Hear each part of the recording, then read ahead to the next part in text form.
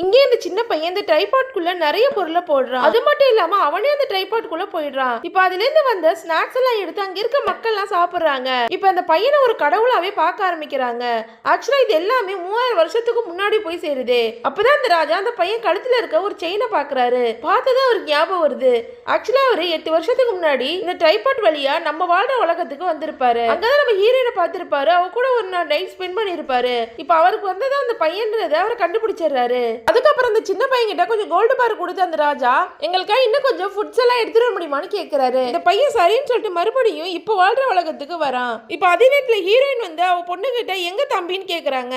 அதுக்காக இந்த பாட் தம்பியை சாப்பிட்டுடுச்சுன்னு சொல்றா. ஆனா அவங்க அம்மா நம்ப மாட்டேங்கிறாங்க. உடனே அவன் கொஞ்சம் பொருள் எல்லாம் எடுத்துட்டு வைக்கிறா.